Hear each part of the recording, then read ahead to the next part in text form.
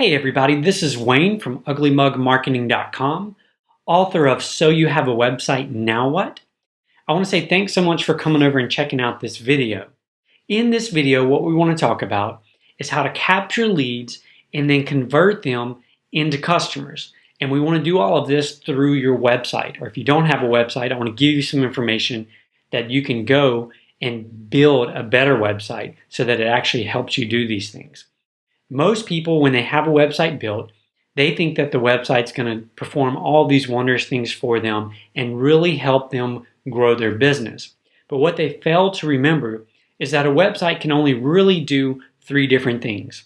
One, it can take a stranger and turn them into a friend. Two, it can take a friend and turn them into a customer. Or three, it can take a customer and turn them into an evangelist, someone who goes out into the world and spreads your message about your products and services. So what we want to do today is specifically talk about how to use your website to build a list. So it could be a list of prospects, it could be a list of customers, or it could be a list of what we refer to as evangelists. In this video, we're going to talk about one, how to go about capturing those leads. Second, I'm going to answer, do you really need an autoresponder? And which autoresponder is the best autoresponder? We're also going to talk about the psychological game of getting people to give you their contact information and what you need to do in order to get them to provide that to you. Next, we'll talk about how to actually collect their information, how to store their information, and what to do with it when you have it. Then we'll take a look at some actual examples of squeeze pages. And when I use the word squeeze page, it's a page on the web specifically designed to get information out of the visitor. So theoretically, to squeeze the information out of the visitor to the web page. We're going to look at the difference between text and video on squeeze pages and which has the higher opt-in rates. And then what percentage of the traffic visiting your site can you realistically expect to provide you with their contact information. So the first thing we've got to take a look at is how you actually go about capturing leads. Well, the first question you've got to ask yourself is, what information do you want to capture? Do you want to capture just their email address? Do you want to capture their name and email address? Or are you looking to capture a lot more information from them? Now, it goes without saying, but the more information you ask for, the lower your response rate will be, or the fewer people who will actually opt in, provide their name, email address, etc. to your list. And so that's something that's very, very important to keep in mind as you go about setting up your web pages. The more information you ask for, the lower the opt-in rate will be. However, the more information that someone is willing to give you, the more serious they are about whatever it is that you're offering. So think about yourself, for example.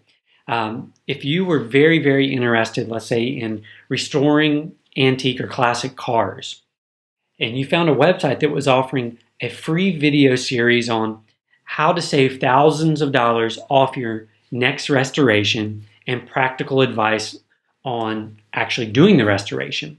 If you're really, really passionate about that, you would probably be willing to provide a decent amount of information. You may be willing to put in your name, your email address, your mailing address, and your phone number, for example. However, let's say that you're just kind of remotely interested in figuring out how to sell your cars that you restore online. You're not sure if you really want to get into that. Someone told you to go, start researching it and checking it out. And so you find somewhere that says, a web page that says, we can help you learn to sell your restored cars online. Well, you may only be willing to give them your email address because you're not really that convinced that it's the right thing for you to do at the time. So keep that in mind as you're crafting your offer. The more that you ask for, the fewer people that are going to opt in. However, those people who do opt in are going to be more qualified, more serious prospects for you and your business. So let's first take a look at autoresponders. First of all, what is an autoresponder? An autoresponder is a system that will automatically follow up with people on your behalf. Now, you get to go in and customize the messages and customize exactly what the follow-up looks like, but an autoresponder basically acts almost as an assistant to you and automatically following up with people on your predetermined schedule. So a couple of basic autoresponders would be Aweber and MailChimp. Now there's dozens, if not hundreds of other autoresponders, basic autoresponders out there, but these are the two that I would recommend that you explore and look at first. If you're a complete novice and really just getting started online, I would recommend that you take a look at MailChimp. They currently offer like a 30-day free trial, so you can get in there and play around. They have a lot of great instructional and how-to videos. We personally use Aweber. We've been using them since around 2003 and haven't had any issues or problems with their service. Really, really great product, great service, and easy for you to use. Now, there's more advanced autoresponders such as Office Autopilot and Infusionsoft. And we actually use, for Ugly Mug Marketing, we use Office Autopilot. However, we have used in the past, and we still use for some of our clients, Infusionsoft. Both of these are extremely robust platforms that can do a whole lot of things for you. So not only can they automate email responses and email follow-up, but they can insert phone calls, and they send you a reminder saying, hey, now it's time to pick up the phone and call. Office Autopilot can even automatically print and mail out postcards as part of your sequence. So both of those are great options if you're looking into the more advanced, the more robust autoresponders and sequences. So this is actually what Aweber looks like. When you get on the page, let's quickly look and see what pricing looks like. Yeah, so it starts first month for just $1 and then $19 a month. This is MailChimp. You can sign up for free, and I believe, let's take a look real quick. They do have a free account for up to 2,000 subscribers, so it's a great way to ease into the plan or ease into an autoresponder. And then monthly plans, they start at $10 a month and go up from there. So again, this is a great option for you as well. This is Office Autopilot. It's a bit pricey, but really well worth it if you're serious about developing very robust sequences. And I can't even begin in this video to explain to you all the things this can do for you. But you can see here it starts at $297 per month and goes up from there. And this one is Infusionsoft, and it does a lot of the same things that that Office Autopilot does. They vary a little bit in terms of the different features that they have, but you can see here that, let's see, theirs start at $199 a month and goes up from there based on the package that you choose. So either of those would be great options for you. Now let's quickly look at the psychology of capturing leads. What is required on your end to get someone to provide you with their contact information? One thing that's important to remember, that it's really not about you. You've got to speak in terms of what they're interested in. Why are they on your website? What are they looking for? You can't begin by talking about, your product is the greatest because X, Y, and Z. You've really got to think about, why are they there? What are the true benefits? Not just the features, but what are the true benefits for the prospect that's on your webpage? All people are always asking, what's in it for me? In other words, they don't care that you have 30 more features than your closest competitor. That doesn't matter to them. They want to know what those features will actually do for them, how those features will actually help them benefit. Also, you want to look out for and find ways to use social proof. And we'll take a look at some in a minute who do a great job of that. But social proof is simply meaning you want them to know that other people use the product, service that you're referring to, that they're not the only one looking to use your product or service. Scarcity. It's another psychological trigger that you can use to get people to provide you with information. An example of this may be, we're only opening the doors for this course for the first 100 people who sign up. It's a way to get them to take immediate action, to let them know there's a reason they should act now. There's only a limited number of seats, or you're only going to allow a limited number of downloads of the thing.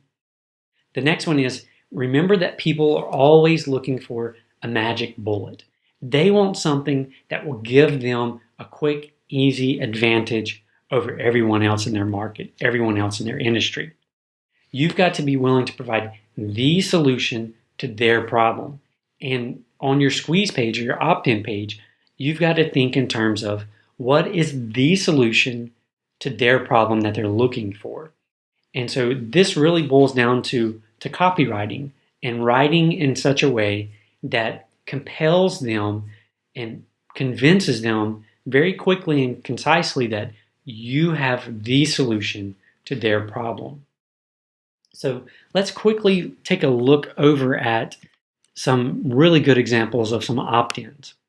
So here's one on QuickSprout. QuickSprout's a great blog by my friend Neil Patel. And on this blog, he really goes into kind of how to grow a business and specifically how to grow a business online and increase your traffic online. Neil is an SEO expert. And so you can see here when you go to his website, this is a pop-up that appears over the website. And you can see some of the things that he's using to convince people to provide their name and email address. First of all, the headline. So you want a glimpse at SEO strategies of the biggest, most successful companies in the world. Look over my shoulder today for free. So that's speaking to anyone who, first of all, you got to kind of know what SEO strategies are by reading the headline. Second, you've got to be interested in figuring out what the most successful companies are doing. And then he goes into social proof right here. So who are the companies that use Neil and Neil's advice and services? AOL, Amazon, Zappos, Viacom, NBC, Microsoft. So you can see there that he's using some social proof to convince people that he is the expert and that you should listen to what he has to say. And down here he dives into the very specifics on what you're going to learn inside this free report. And then there's the name and email address. So I'm going to just X out of that and I'll show you. On his actual website, you can see he's got a right-hand column that pretty much promotes the same thing, where he tries to convince you to enter your name and email address. And if you were to read this specific post, what you'll see again, it's on the right-hand side.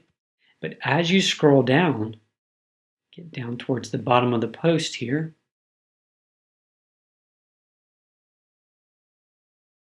you'll find that he has another spot where he provides a place for people to opt in. And here it is right here. Now he's testing a slightly different headline, but it's promoting the exact same opt-in, the exact same list. So let's look at another one. So this was Marie Forleo. She teaches women how to grow a successful business, particularly online, but business in general. She also teaches men as well, but her primary focus is helping women do this. And so again, here's a pop-up box that pops up over her website when you first go to the page. And you can see we talked a little bit about language and how people are interested in what's in it for them. And you look at her headline, "You deserve a business and life you love. We can help." So it immediately begins with you. It begins with your interests, your desires. You deserve a business and life you love. Now, it goes down, you can see our award-winning videos delivered to you weekly. So she's using some social proof there by saying that they're award-winning. So obviously if it's going to win an award, they must be good. And down here she's saying, subscribe now and join tens of thousands of women in 188 countries around the world. So again, social proof backing up the fact that you should opt in, and here's why you should opt in. Now here's one on our blog, marketingconfessions.com, and you can see we lead the page off with a spot for people to opt in. We also, again, have it in the right-hand column over here. And we always test different headlines, we test different reports, we test different things to really try to get people to opt in and figure out what works best and what resonates the best with our particular market. Here's another one. Now this one is more of a traditional squeeze page. So there's not a lot of stuff here on this page. You can see there's the bottom and here's the top. Not a lot of stuff. And it's really designed to get you to give your name and email address. And Brendan here is using video. And we'll come back to video in a little bit, but video is a great way to boost your conversion rate and your opt-in rate. People like video. Video, if you didn't know right now, YouTube is the world's second largest search engine behind Google. So when somebody's searching for an answer to something, the first place they're likely to go is Google. The second place is YouTube searching for that. Video right now really is taking off, and it's something that if you're serious about increasing your opt-in rates and building a good following, video is something you have to take seriously. And again, I'm not going to go through all the copy here, but does a great job of copy, and in his video right here does a really great job of providing some content that's of value to get people to opt in. Now this is Max Simon's website, the Big Vision Business company, bigvisionbusiness.com, and you can see the very top of his website, when you go to the page, he leads with a video, and then again uses some great copy here that convinces people to opt into the website. And then let's look at one more real quick. This is our website, uglymugmarketing.com, and what I want to point out to you is the fact that we've got actually 4 or 5 different places for people to opt in based on their interest. We've actually got 4 or 5 different places for people to opt in based on their interest. So up here we've got expect more. Do you expect more from your website? Get a free, no obligation, 30-minute website review. And so this is designed for people who aren't happy with the way their website's currently performing. And so we know from our business that about 85% of the websites that we build are for people who already have a website. And so we know that they come to us because they're not happy with the way their website's performing and helping their business. And so we lead off our page for those people by offering them a free 30-minute website review. We also have opt-ins under each of these, and one's marketing specific. One is based on questions for people looking to hire a website designer, and the other one promotes kind of the same list here as the website review. But down here we have an opt-in for people who are serious about working with us. So if you want to work with us, want to find out if we'd be a good fit, enter your name and email address, and we'll send you over our website survey, which I'll pull up here in just a second and show you what is required to complete the survey. And then down here, we've actually got a separate contact form for those with more general inquiries. They can go here to request more information from us. So you can see we're requesting different bits of information based on where someone may be in the process. So this is actually our website survey. So if you want to do business with us and have us build your website, first you've got to go through and complete this survey. Now this is a very detailed survey, and you can see here we require a lot of information. Name, email address, contact phone number, company, how did you hear about us, your mailing address, and then the survey itself is 16 questions and really goes into great detail about what you're looking for with regard to your website, kind of what do you expect. And so you can see if somebody is willing to complete this survey, which, if you hurry through the survey, it's going to take you at least 15 minutes. For those who spend more time and give more thoughtful answers, typically they're going to spend about 30 to 45 minutes filling out the survey. So we know if somebody takes the time to fill out the survey, they're very serious about working with us. So those are just a few, real quick overview of the different types of opt-ins that you can have. And next I want to briefly talk about kind of what you can expect when creating an opt-in form, kind of what kind of opt-in rates that you can expect. Now, first of all, we got to look at what affects opt-in rates. First, the quality of traffic is going to greatly affect the percentage of people who opt in. So if you go out and you find somebody to blast out an email for you, sending people to your squeeze page or your opt-in page, depending on the quality of that traffic, it's going to greatly affect your opt-ins. For example, if there's a close match between what you're offering and those visiting, your website, then obviously you're going to have a higher opt-in rate. But if you're doing just a broad campaign and sending anybody and everybody to the opt-in page, well, only a certain percentage of those people are even going to be interested in what it is you're offering. Next, you've got to look at, is it a fair exchange? What is it that you're offering in exchange for their name and or email address? And if it's not a fair exchange, it's going to lower or hurt your opt-in rates. The next thing is, how do you position yourself? Are you perceived in the marketplace as an expert, as someone they can trust? If you're perceived in the marketplace as someone who's going to send them a bunch of junk and a bunch of offers for everybody else's product in the world, then you're going to have to expect a lower opt-in rate because people aren't going to trust you with their name and email address. How are you perceived in the market? How relevant is your offer to those that you're making the offer to? Now, let's quickly look at opt-in response rates, what you can expect from the various types of opt-ins that you could put on your website. So overall, realistically, you can expect somewhere between 10 and 30% of the traffic coming to your squeeze page or your opt-in page to provide you with whatever information it is that you're requesting. Now, these numbers vary greatly based on the things we just talked about. For example, the right sidebars that I pointed out on our blog and on Neil's blog, you can expect somewhere between 2 and 15% of the people to provide you with name and email address or whatever other variables you may want. Whenever it's an inline opt-in, and what I mean by that is it flows in line with the text. So I showed you on Neil's website, QuickSprout website, how down at the bottom of the post in the line of the content and the comment, there's a place for people to opt in.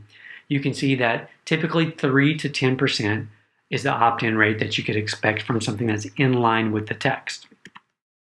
Pop-ups, you can expect with a pop-up, if it's well done, somewhere between 5 and 25%. The reason the variables are so great on that one is if it's done right, if it's done well, and if there's a good match between what it is you're offering and what it is the traffic that's coming to your site is looking for, you can get a very, very high opt-in rate. And sometimes it's actually, you can expect to get even higher than the 25%. However, on the other spectrum, if it's just a mediocre average and not a lot of match between what you're saying and what your market wants, it's going to be 5% or less. But this is typically the range that we see when working with people on a pop-up opt-in.